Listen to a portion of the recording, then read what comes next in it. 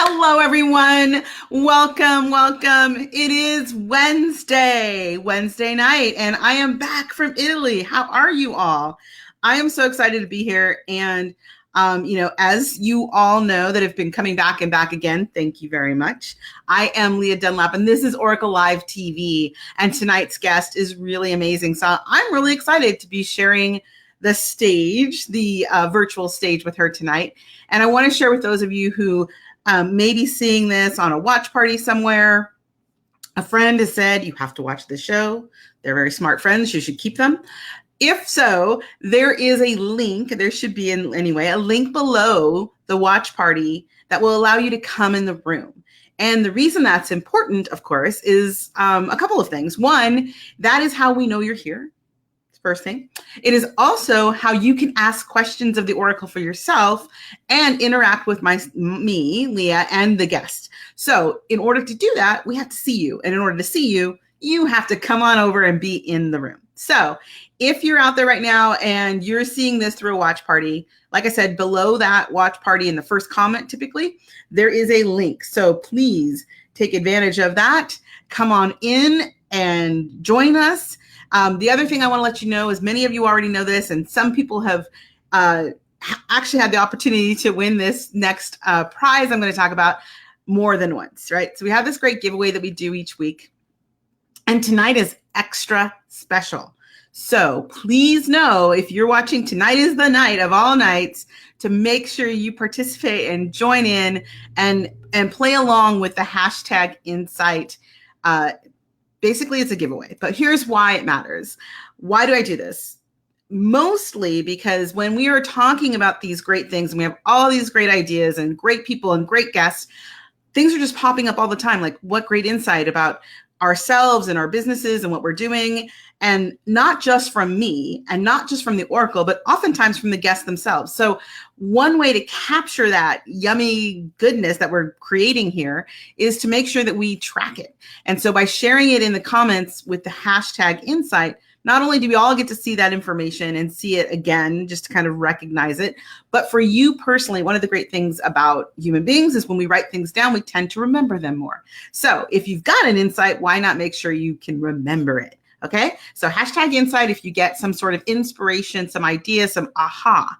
And in a little while, not right now, I will tell you what tonight's prize is, but bear with me because many of you saw in tonight's invitation for the watch party that I said, bring your popcorn and bring a Guinness. And anyone who's been watching me for a while knows that there's something coming up that might be tied into that Guinness quote, Guinness teaser. So if you are someone who's been following me for a while and you know all about the amazing things that I'm doing out here in the world, the Master Creators Retreat, Oracle Live TV, and even my live speaking engagements, which there's some really fun ones coming up in the future. But for right now, what I wanted to share is why Oracle Live is such a passion for me. And the reason it is so important to me, after 25 years in business as a leader and a coach and an intuitive, I realized that I could only impact a few people at a time, even in my group settings, when really the messages from the Oracle that I get are constant and they're so important for the people that receive them, that I wanted to find a way to really get that message out to more and more people. And thank you to the wonderful world of the internet and Facebook and Be Live TV that we actually have this tool now where we can do that in such an easy and almost effortless way. But it is still technology. So we are live and we appreciate all of you joining us, watching the show and participating. So that's why I want you to come into the room. And the reason that I want to make sure that we have this format for really amazing people like my guest tonight, other guests we've had in the past, is so that more and more people can hear and understand and engage with others, light-bearing leaders and purpose-driven entrepreneurs who are really all about making a powerful impact with their work. And that to me is the key. Right now, we are in an era of our lives and the world as the universe progresses, where so many things are bubbling up to the surface. And it really is important for those people who are the light bearers and the leaders and those who have that inspired impact idea and vision to come out, to be seen, to be recognized, and to really engage with those of you in the audience who are out there looking for that support. So that is why Oracle Live TV was born, to give a platform for that, to allow me to share the Oracle gift and those insights that I can only get and give through resources like this. And of course, to highlight really amazing people doing incredible things that are helping to make a difference in the world. Right? So if you woke up this morning and you were thinking that you really wanted to get some inspiration, you really wanted to feel like you could see for yourself how you could make an impact, then I hope that you find inspiration with our first guest. Tonight's guest is an amazing woman that I met luckily through the internet recently. And I want to tell you a little bit about her, and I'm going to read her bio. So just stay with me here. We're going to pull this up before we bring her on so you guys can pay attention. And that is Ellie Savoy, who's coming on tonight. She is a board certified holistic health coach and the author of the number one international best-selling book, Stop Dieting, Start Living. 5 foundations for your health to permanently lose weight without dieting, starvation, or suffering in silence.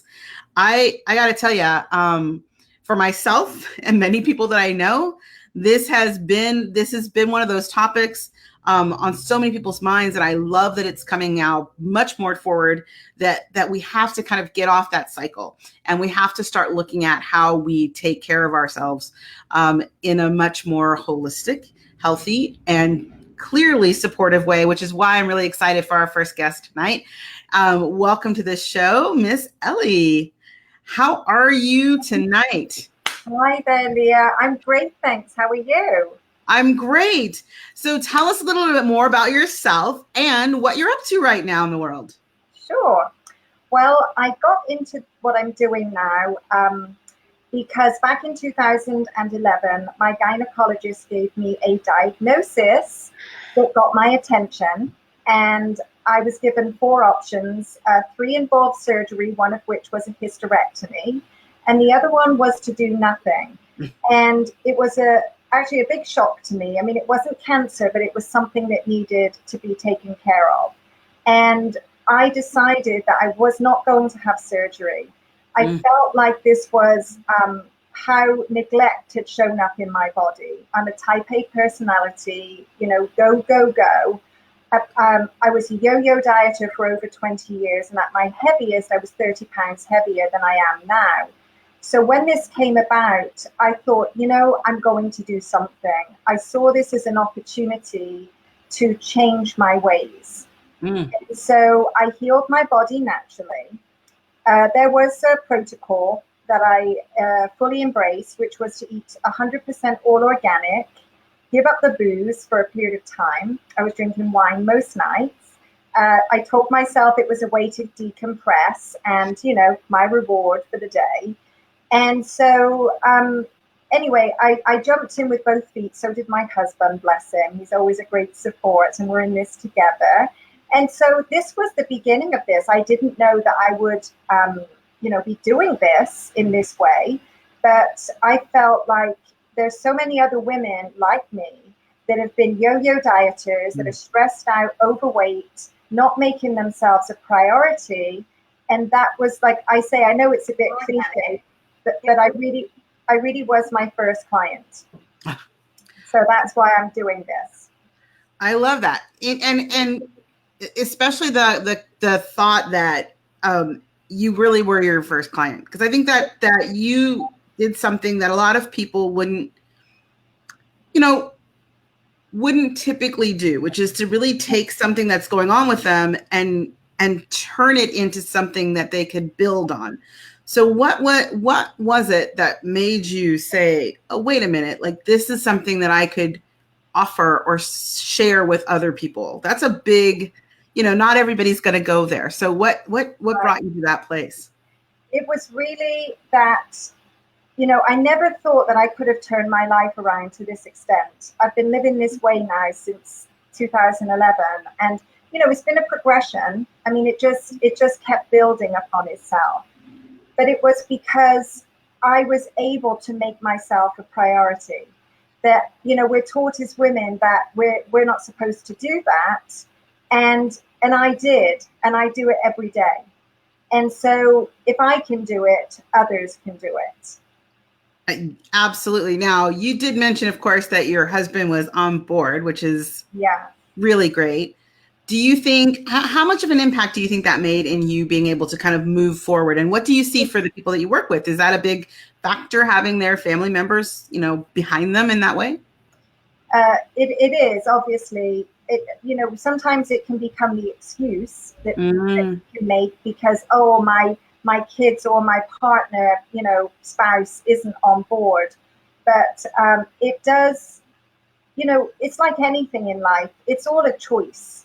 So we can put up our own barriers, or we can embrace something and embody that change. Now, I think that if my husband hadn't jumped in, I still would have done, I know I would have done this. My parents passed away.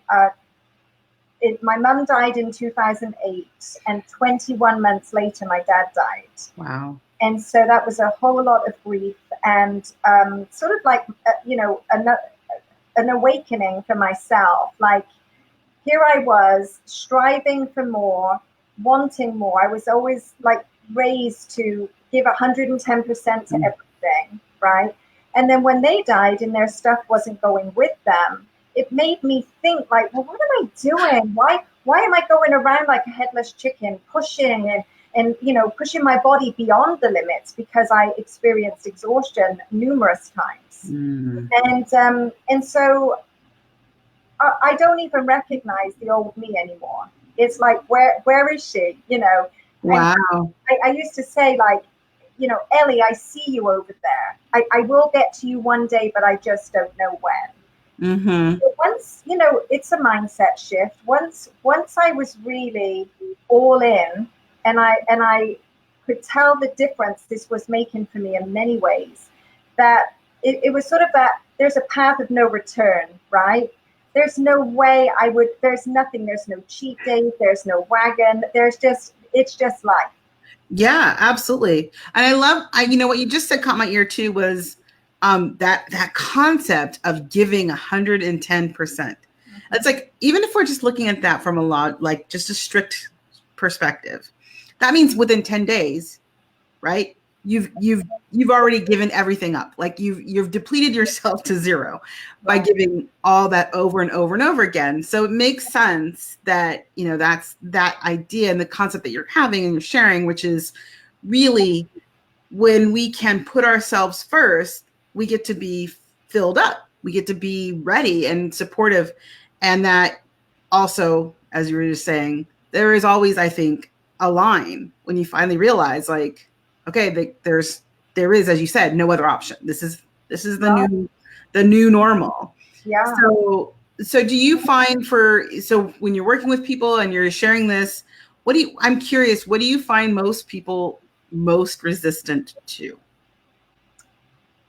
Well, I have a discovery call with somebody that's interested in working with me, and I ask certain questions to see where they're at, to see if it's a good fit for them and for me to be able to support them. So it's really important that they are ready, and they are, because they've reached a point where they've been dieting for decades. They don't like the way they look and feel.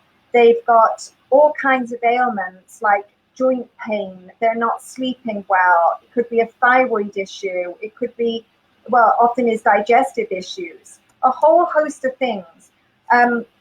One of my current clients has been on acid reflux medication for 15 years. And she recently, this was her first week in 15 years without those medicines, without that medicine. Wow. It's huge, just with some tweaks. But when she came on board, she was like gung ho, because she was, I work primarily with women in midlife, but she was so concerned about where she was at with her weight and with her health, that she was just like at that point where I have to do something. Mm. And so she's embraced it all. She's phenomenal results. Like in 2 months, it's I think now it's about, I think it's 12 pounds at this point. Wow. In weight loss without dieting. That's my whole premise, right? It's learn how to take care of ourselves. I'm all about simplicity, efficiency, how we can get the most out of our time by taking care of ourselves, right? Like quick and easy things to cook, easy planning tips, that kind of thing. But once you're in, you're in. There's no more excuses. I love it. And so there's no more excuses. And the other thing you just said, which is like, I put an insight down there, guys, because this is good. I'm like, yes, no more excuses. And you said there's no cheat day or wagon. And I love that. It's like you are not talking about a diet. And so I think that a lot of times, but you are talking, and you have been talking a little bit about food. So do you find is like the mindset piece, is it a place where you're asking people to be open to new mindsets? Is it a place where it's a little bit of both, or is it really kind of a synergy of your new mindset brings these new habits? What do you think that really plays out for people when they follow this program? Well, when they come on board with me, part of the intake process is that they're committing to trying new things and being open to new ideas. So the food is just one part of this. It's very much inner work. It's looking at when I see the overview of their questions, their answers to the questions I ask, I'm very intuitive as well. And so I can see where the gaps are or where the dots connect. Oh, this has led to that. Oh, and so I lean into that, and that gives me sort of like, not a leg up, but I'm able to come in really informed and all of that. So the way I start is that I'm all about quick wins. Like, let's get some momentum going in that first week. And find out I meet them where they are, but it's like going to the gym, right? And the trainer asks you to do 6 push-ups, and it's a bit of a stretch, but then they can see you have one more in you, and they say, just give me one more. So I meet someone where they are, and then I stretch them just a bit in a loving, supportive way. Never any judgment. It's all about really empowering them. So I'm kind of like the guide on the stage. I'm the guide on the side, not the sage on the stage. I love it. And so that means that the work, right? All the work that they're doing is really for them, through them, as them, right? They're having to really show up for themselves then, it sounds like. Yes. I'm helping them to connect back to themselves, to who they are, because life happens. And if we haven't had this kind of awareness in the past, we get so disconnected from ourselves. And what happens is that once they start to feel better and they're sleeping better and the weight is coming off effortlessly, I always say it's a natural side effect of doing healthier things, right? So we take the emphasis off weight loss, but it is a goal of theirs. So I want them to reach that goal.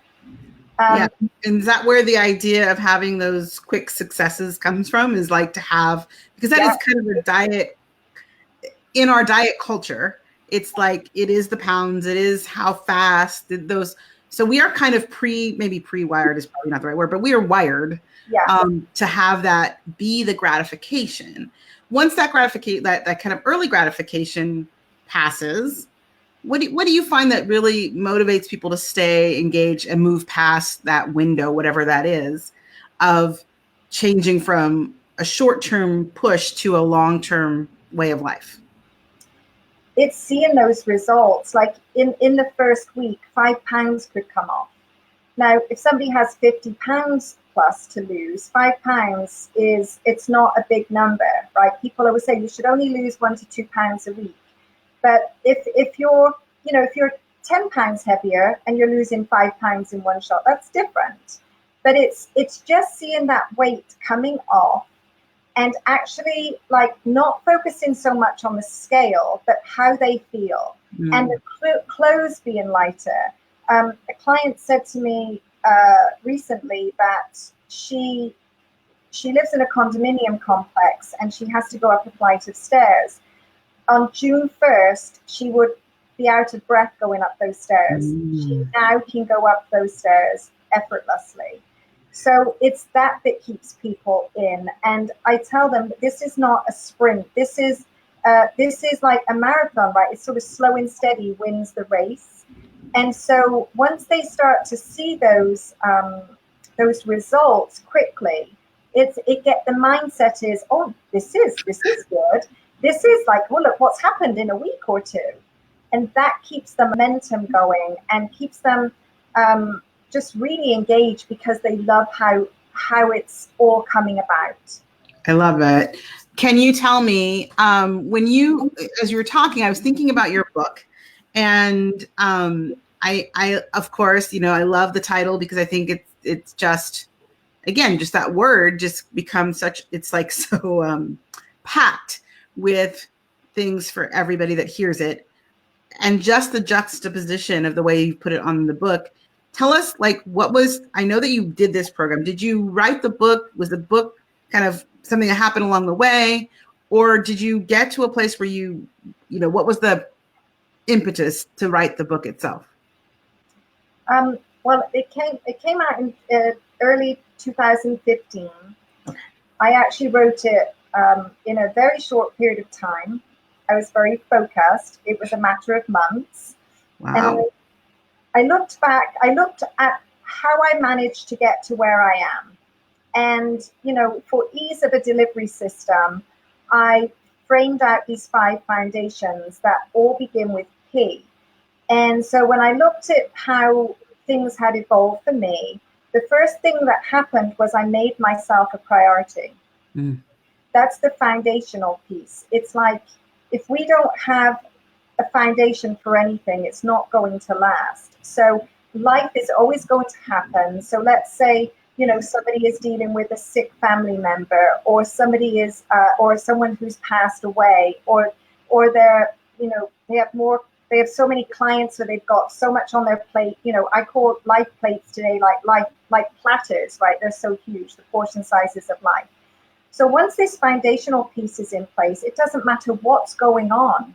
It still happens. It's like we still get dressed every day and we still brush our teeth, right? So that's the foundation piece. Then my second P is pretending. I used to pretend to myself that I didn't really have all those cookies, that I really wasn't drinking wine every night, but, most nights. All these things about pretending, and that's to do with the excuses as well. Like, we pretend that we don't have time to make a meal. It doesn't feel like we're pretending. It feels like our reality, like, oh, I'm so busy, I don't have time to make a meal. But when we really look at where we're spending our time, it's not that difficult to make some home-cooked meals, right? And then the third one was perception. They all kind of tie in a bit to each other. So, it costs too much to eat organic foods. Well, it's an investment, not an expense. It costs more to get sick than it does to eat healthy, right? So there's a good insight. Yeah, cost. I want you to say that again so everybody hears that when they're listening to this. It costs more. It costs more to be sick than it does to eat healthy.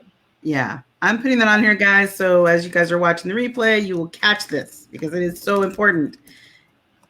It costs. I love it because who hasn't felt like that? Even just when you're even if you're looking at organic versus not, like we start to do that whole thing when we're shopping, perhaps where it's all about the money and not about really the value of the food that we're eating. When we're not used to this kind of investment in ourselves, it's like, even if a container of organic strawberries were, let's say, $3 more than the conventionally grown or strawberries, we can say, oh, I'm not spending that $3 on that, right? But we spend $3 on all kinds of things. So it's just, oftentimes we're not used to it. We don't see it that way.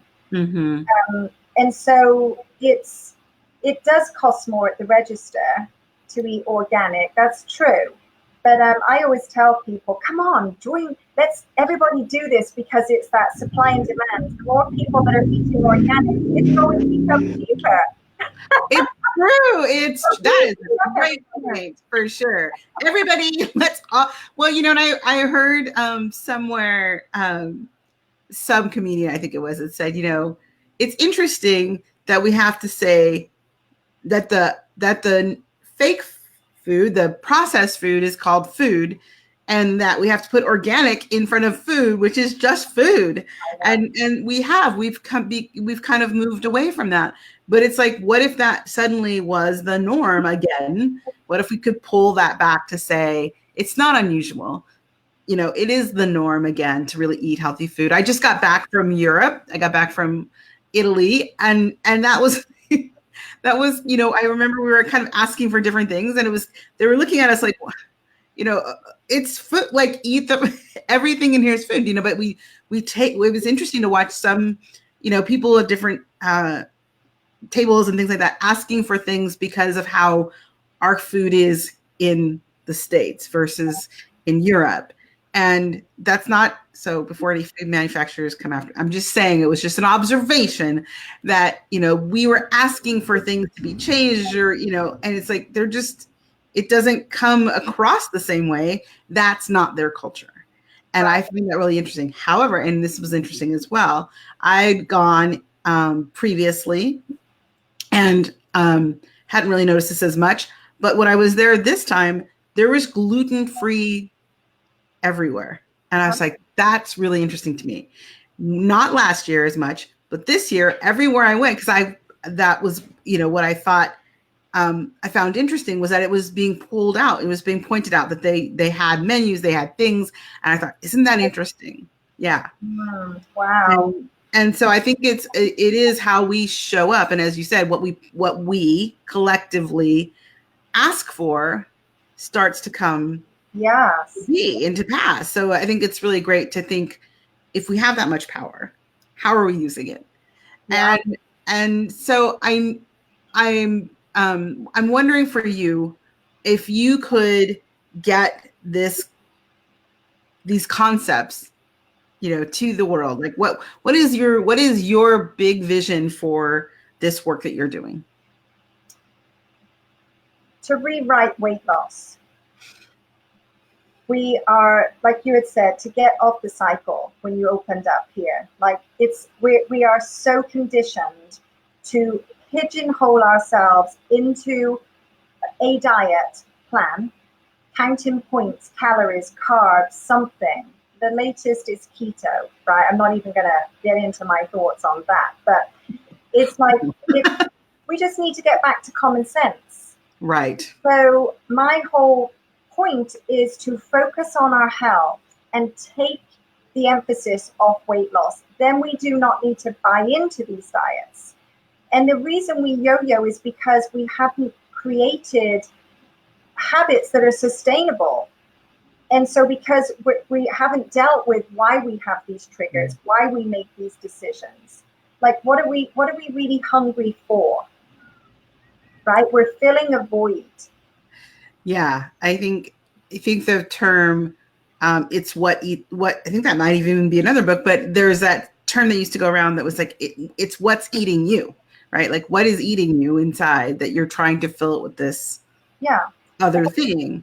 I had a client, oh, sorry, go ahead. No, go.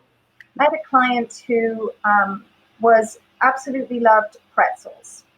And it was kind of this thing that she did in the evening, after she'd had dinner, and they ate early in the evening.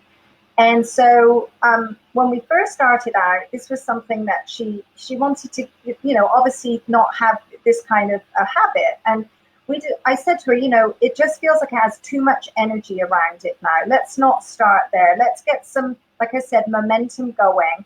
Let's not start with the biggest thing going. The energy around that will soften and become smaller as we start to shift in other ways. So anyway, she did, I always encourage journaling, and she liked to journal, so that was great. And I said to her, so when you go for those pretzels, just take a moment and tune into like what's coming to you, what's driving that action. Well, what she discovered was that she had a memory of her sitting on the sofa with her dad when she was 5 years old, sharing a bag of pretzels. Ah, that's so sweet. And I love, it's interesting that when we look at memories like that, we often want to, like, a trigger, as you said, want to make it a negative. Like, we think of it's a negative, but it can also be, as you just said, like something, like there was something emotionally sweet about that experience for her. And, I I would want to know, and I'm sure my audience is going to be watching this as well, how do we keep that sweet memory without using it in that way? What I'm curious what happened for her when she recognized it. Yeah, well, it actually didn't, the energy, like I said, softened around it. It didn't have the charge Mm. around it.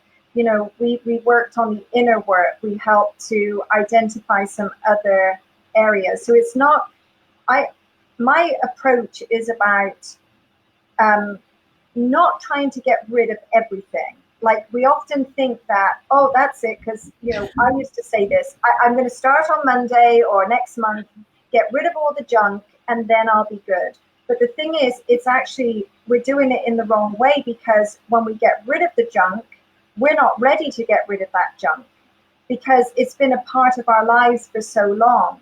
So it's sort of like focusing on the wrong syllable, right? Like we're like, let's focus on bringing in some healthier things, and then we'll crowd out those unhealthy options.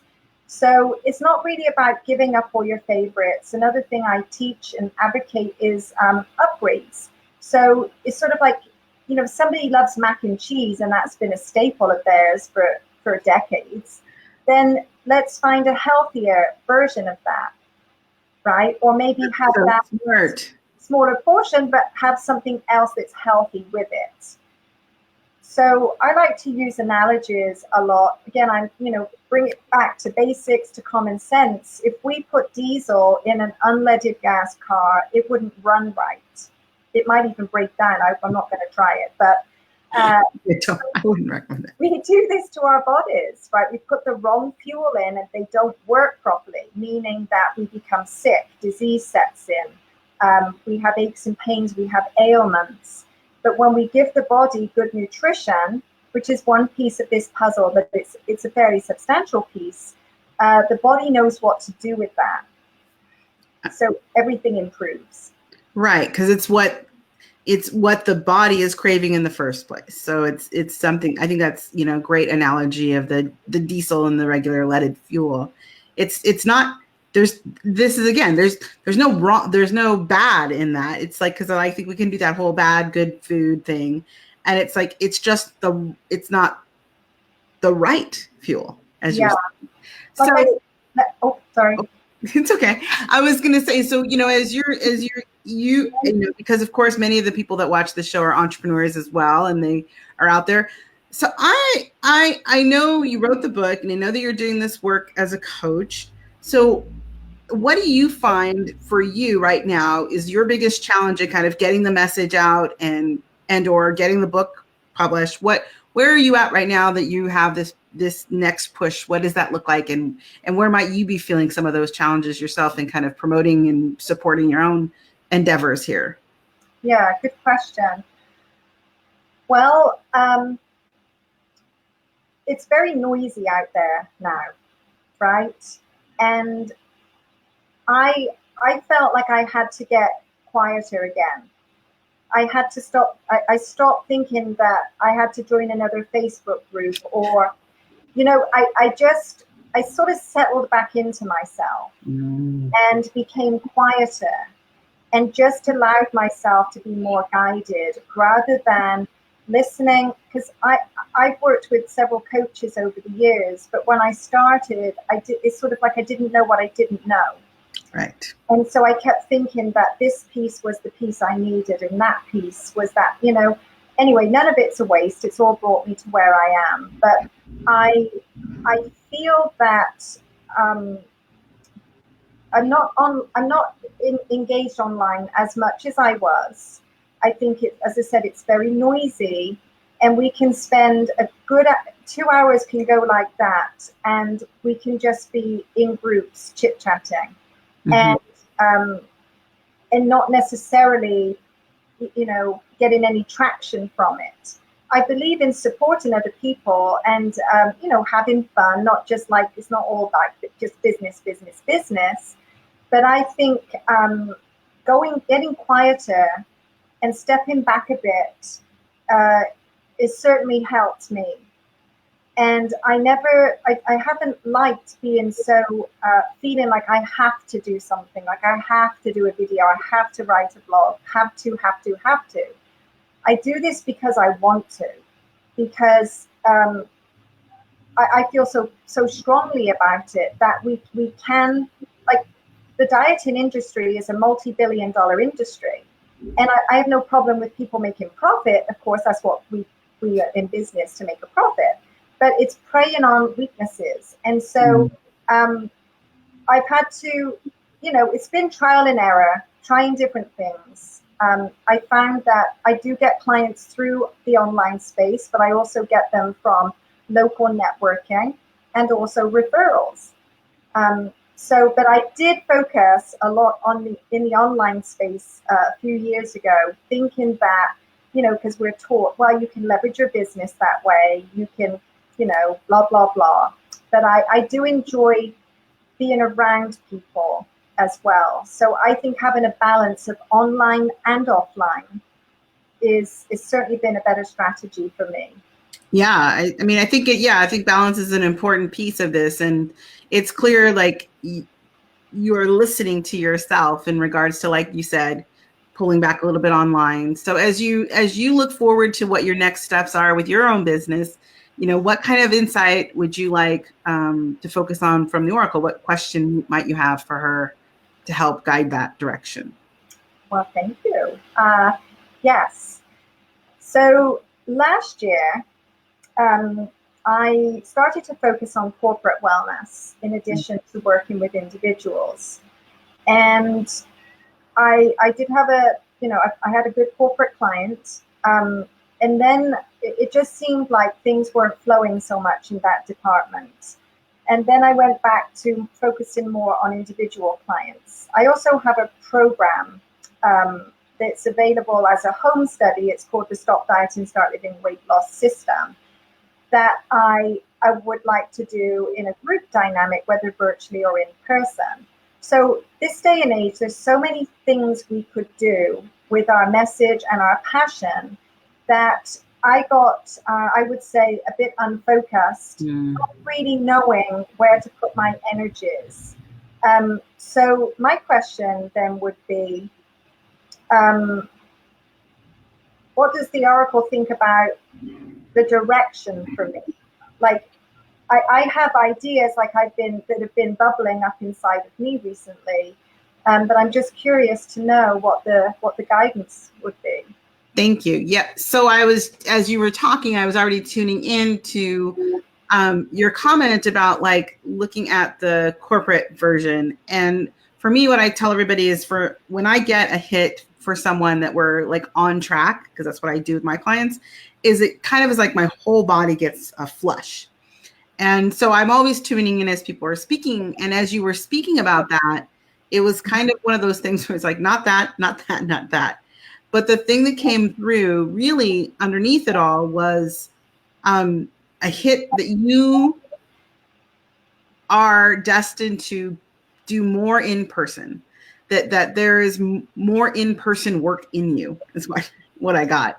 Yeah. So I think that, but it's interesting because the corporate felt less aligned with that. So it's kind of like, as I'm looking at the things you're mentioning, so there is a sense that for you, having a group version that is either probably, obviously, and again, because we are business owners, but that has some component where you have FaceTime and or actually in person with groups, would be, of those things you were talking about, the avenue that would be most aligned.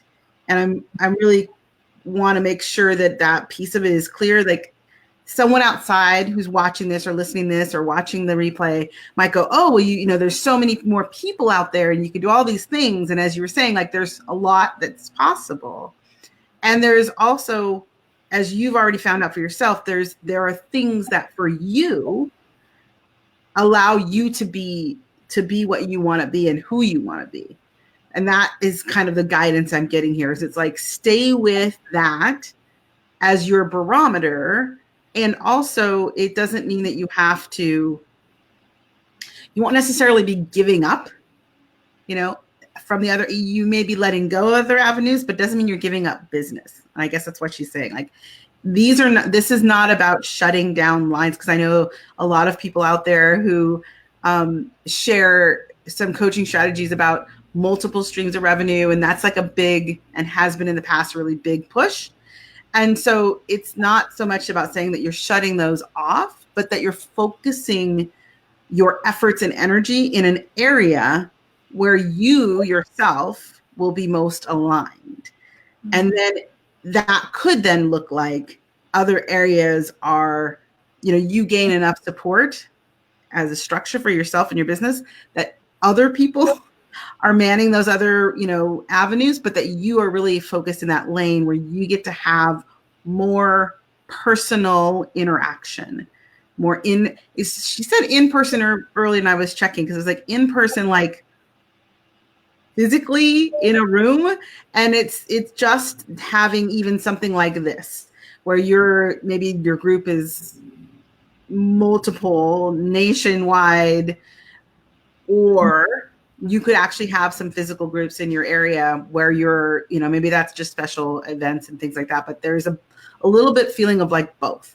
It's not necessarily either or. It's just to listen to what gives you that chance. How does that hit you hearing that?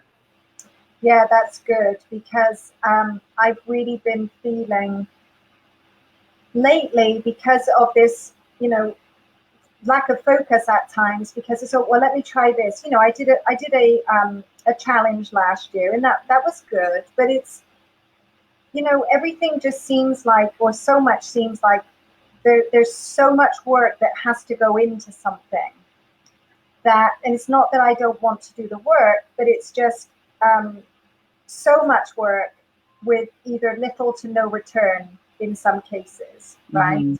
And so because everybody is so swamped today, I think it doesn't matter. Like there's so much fabulous stuff out there and people making a difference, but we can only consume so much. So it's like, where are people spending their time? What do they want to focus on, right? So what really seems to be lighting me up, and has, funnily enough, but I wasn't listening quite as much as I am now, is to actually do those retreats, do those in-person events, experiential.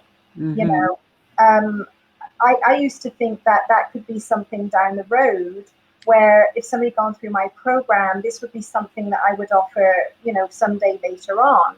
But now I've been feeling like being called to do this now, to it sort of like can accelerate the learning. And right, yes. And then maybe if somebody wants to do private coaching with me beyond that, then, you know, I'm available. Right. So the insight that I just got as you were speaking was this phrase, because you said, well, that later on, and she was saying that's backwards. That this becomes the flagship for you, and it gives you something. And again, she keeps coming back to this. It gives you a way to be present with the people you're helping, and it's, I get the sense that's key in you delivering your best. Does that seem true? Yeah. I mean, when I'm working with a client privately, I tend to do it off camera, because I'm making notes and I'm really tuning in. So I don't know, that's just how I've always done it. But I also, you know, I'm intuitive wherever I am. I pick up on energies. But for me to be in a room with, you know, not, I don't mean like hundreds of people, but intimate, where it's that high touch, where they're heard, they're seen, we can go deeper as a group, right? Mm-hmm. Where I can really, I'm very tactile and loving and, all of that. And it's like the recipe, I mean, I just bring all of myself to everything I do. So, Yeah.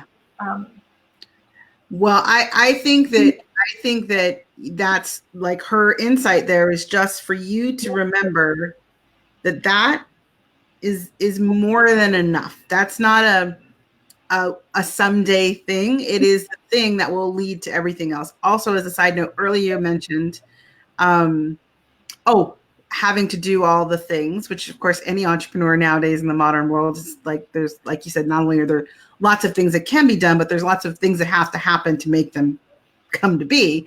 And right. that's a lot of the busy work. But that by tuning into having these events happen and you then creating revenue from that stream to be able to help and get support in the other avenues, like doing all the mechanics of the other pieces, so that all you continue to do is needing to come and deliver and be present. So that it's like starting from being present allows you to kind of grow into a place where you can foster and support yourself in other avenues if they come and they align, obviously, with what you're trying to do. Yeah. Yeah. Do you, so this came up earlier as a thought, so I'm bringing it back in. Question, excuse me, not thought. Uh, do you see yourself training people to do, like to train excuse me, teach your program? I know that's a possibility, and some coaches do that.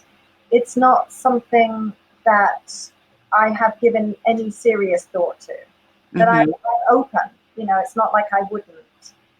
Yeah. So it, I say that because it came back up that if in order to do, not in order, but the picture I see of you doing a group of, I don't know, less than 100, maybe 30, somewhere in that range. It's not 100 or more than 100. Doesn't feel like that. It feels, like you said, really intimate. And yet it feels also like you're there and then you're either turning it over, like you have other people working and sharing and spreading the message and doing the work as well. So I kind of see you doing this. The best way I could describe it is you're the lead person who comes in maybe for the first day, maybe it's 3 days. And then for the other 2 days, there's more of the support people, working deeper with the individuals, and that you're doing this multiple times. So it feels like this is like repeating and repeating and repeating. The area I see it in is here, which means again that's like a current time frame versus far in the distance. The repeating part just feels like it's going to keep repeating over and over and over. And yet I still feel like when I see you standing there, it is you and then others. But you're the top act, the top billing on that. So I don't know, have you ever worked in like partnership with other people that do like other programs that might be like a good adjunct to what you do or support to what you do? The I, other group of people seem like not necessarily copies of you, but like supportive of what you're doing. what do you see as an example of that? Yeah. So let's say, so we're doing, the one that I'm seeing is like somebody like a physical coach, like a fitness kind of coach, movement oriented, so that like they work together and they're supportive of each other and they don't energetically don't pull from each other. They really support each other. So there's this idea, it feels like, again, like I'm just going back to this retreat vision, that you're presenting the program, you're the one leading it, and there are these others that are coming to support it. And at first, when I saw it, I thought, oh, maybe you're training trainers, to do the same work. But now when I see it, it's you're in the front, you're the lead, this is your event, and these other individuals are there with things that are theirs that they're sharing, kind of to support it and uphold it. So I'm just curious if you already feel like you've thought about that, or currently having some people in maybe some JV opportunities are out there that might be a good fit. Yes, I've definitely been thinking about that. Okay. Yeah. So I mean, it sounds like that's, clearly a good option. And that's what she's showing over and over, is that there are these individuals that would really help you. And that may play into the fact that maybe you thought this was a long time from now, or there was like a one day kind of a feeling to it, where it's like now that you almost have to say yes. And then these little partner, like they'll start to kind of gel better. If you're going to do it, then you can have additional support. And there's obviously, from a business perspective, there's more people sharing, better opportunity to really market and promote. But the key thing is you have to be ready to be that one in the front of the room. Yeah, Yeah. I'm ready. I'm ready. I love it. Yes, I think that's great. So I feel like that in regards to your question is like the thing, like that's the focus. You really having that personal connection, and kind of that side note of these partners coming in. Is there how does that land for you, and is there any other follow-up questions you have? Yeah, that sounds great. I've just, as I said, as I've got quieter recently, to just get away from all the noise, the bombardment of the Facebook and internet and everything else. This was something that was feeling like coming up for me. And um, I spoke with somebody locally recently who, a week or so ago, we were talking about doing something together. She actually is a chef as well as a coach, so she would incorporate that part of it. And she knows of a facility that's quite local to me, certainly within an hour away. And we're going to be talking next week about it. But we thought perhaps we could put this on early November this year. That would make sense, because this space is usually 3 to 6 months, so that within that window. So you're right there. I think it's definitely. I would say that was definitely a good window time frame. Okay. Yeah, and we felt energetically aligned as well. Yeah, this is interesting. I'm just going to share this because this is what now, as the picture keeps coming back, this is like it looks like a cabin style retreat. Now, I'm always really cautious when I share this information to people, because it's like, this is what I'm seeing and this is how I'm interpreting it. I see wooden walls, and the group that I was seeing was kind of like in a big open, like a great room, kind of a sitting, which is why I was like, couldn't be enough to hold 100 people. It's big, but it's not that big. And that it feels like that cabin-esque interior. I don't see the outside, so I don't know if it's actually a big log cabin, but that's the feel I get from it. Is like a lodge kind of a feel.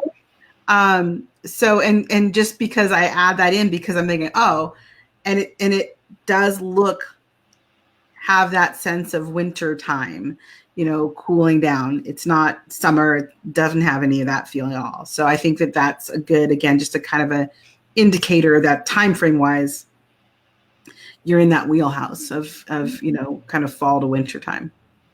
Wonderful. Yeah. I think it does. I think it does have that kind of a feel to it. I'll have to look. Yeah. It's always funny when I'm looking at this tiny little sliver of this, so who knows what the rest of it looks like. But to me, that's the vibe I get from it anyway. There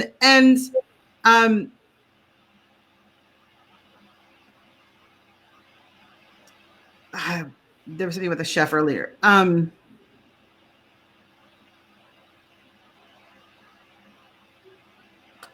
So would this person, or is this something you've already talked about, her like being the one in charge of, like, let's say you do this event, really feeding people so they actually had that kind of experience of knowing what her services are like or what food options there are? Is that kind of the thought? Yeah, we haven't flushed it out yet. It was we met at a local networking event and then jumped on a Zoom call because we thought there could be possible collaboration. And when we chatted, we just sort of flushed out the possibility of this idea. And because I deal more, I mean, I do teach about food, but in what we do, she could focus more on actually the demoing of the food, probably, and then having people, actually, when I used to see clients in person, when I first started, I would make a juice for them, and then they actually wanted to use the juicer. They would like to they were afraid of the juicer often, right? But when they started to use it themselves, it gave them the confidence to be able to do it at home. So Right. things like that where people may not feel confident, and oftentimes people don't know the difference between a juice and a blend, and I cover these things in my program, but yeah. Yeah, so this the picture I'm seeing with her is, it feels more like a cooking class feel, but that they're getting to eat, like the food that they're eating is part of what they're making. Like that's what I'm just seeing. So whether or not that's this time or another time, it's that idea that, as you were saying earlier, the experiential piece of it, like to not only hear about it, but to actually get to be engaged in it, Yeah. um, was just coming up too. So I would just, it's interesting. It's what I call, it's kind of not landed yet. So there's room for that. So I wouldn't hold too tightly to that, but it may be a piece of a conversation starter for you that would then lead to what really makes the most sense and fits with whatever you end up doing. Yeah, yeah, because it's also that inner work as well, like learning those, like I teach about primary foods. It's the foods we don't find on our plate, but it's the foods that feed our soul. Mm-hmm. So it's the whole holistic, it's all encompassing. There's so much to it that obviously, you teach a certain amount in a certain time frame, and then give them the experience to be able to try and integrate so that they feel that before they leave to go home. It's not just Right. not. Yeah, and I think that's it. I think that's what she's leaning towards. It's like to for you to know that that's a version of the support, what support could look like, and because it's not landed. In other words, I'm not seeing it like in the picture. It's just like literally like a little thought bubble above it.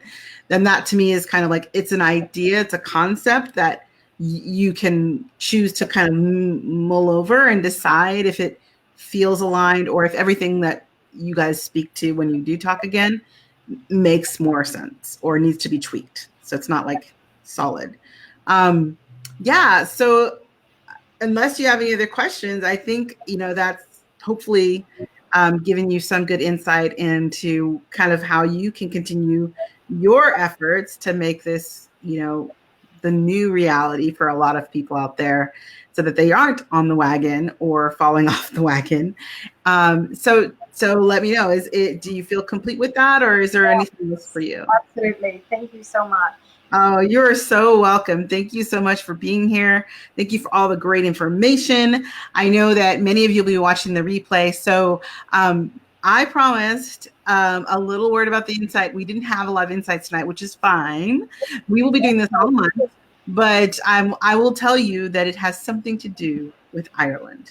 So if you watch next week, you'll hear more about that. I want to thank our special guest, Ellie Savoy, for being here, for sharing all of her great information about this idea of breaking away from dieting culture and stop dieting, start living.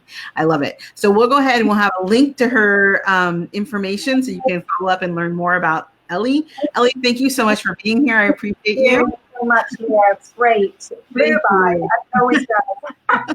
I know, right? This is like, where'd the time go? Yeah. All right. Well, thank you very much. All right, everyone. So if you would like to be a guest on our next show, There's lots of ways to do it, but here's the easiest way. Go ahead and click on this. That's not a link. Type this in and you can join us as well and be a guest. So if you're a light-bearing leader, an entrepreneur who's purpose-driven, and you have something you really want to get out and share with the world, and you have a need to feel like you can give this information, but also get a little insight from the Oracle, then please go to bit.ly/OLTV-guest and sign up, register to be a guest. We have room this month, which is amazing. And as I said, we're going to continue to have some really amazing guests, really amazing #insight prizes. And if you're here and you do come in, thanks for watching, whoever's watching right now. Thank you for being here. And if you want to be in the room and ask questions of myself and or the guest, you have to use the link. So just a reminder when you come back in next week that if you see the watch party, go to the link and join us inside. All right, everybody. Thank you so much for being here. I'm Leah Dunlap, the Oracle on Purpose, and this is Oracle Live TV. We'll see you next week. Bye now.